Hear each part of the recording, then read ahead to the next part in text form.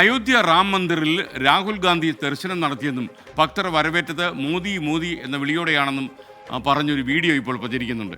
സത്യാവസ്ഥ നോക്കാം നമുക്ക്.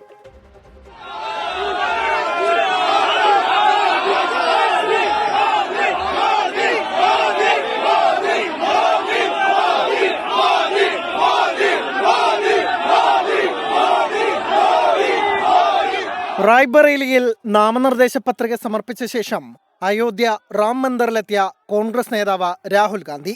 ദർശനം കഴിഞ്ഞ് മടങ്ങിയ രാഹുൽ ഗാന്ധിക്ക് നേരെ ചുറ്റുമുള്ളവർ മോദി എന്ന് ആർത്തു വിളിക്കുന്നു. കഴിഞ്ഞ കുറച്ചു നാളുകളായി സമൂഹ മാധ്യമങ്ങളിൽ വ്യാപകമായി പ്രചരിക്കുന്ന ഒരു വീഡിയോ.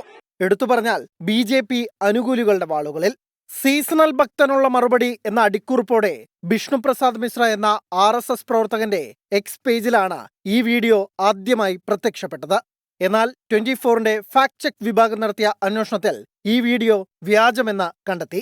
സത്യത്തിൽ ഈ വീഡിയോ രാഹുൽ ഗാന്ധി ഭാരത് ജോഡോ ന്യായ് യാത്ര സമയത്ത് ജാർഖണ്ഡിലെ ബാബ ബൈദ്യനാഥ് ക്ഷേത്രം സന്ദർശിച്ചപ്പോൾ ഉള്ളതാണ്. അന്ന് കോൺഗ്രസ് BJP പ്രവർത്തകർ ചേരിതിരിഞ്ഞ് മുദ്രാവാക്യം വിളിച്ചിരുന്നു. അതാണ് റാം മന്ദിറിലേതെന്ന് പറഞ്ഞ് ഇപ്പോൾ തെറ്റായി പ്രചരിപ്പിക്കുന്നത്. Fact check desk 24.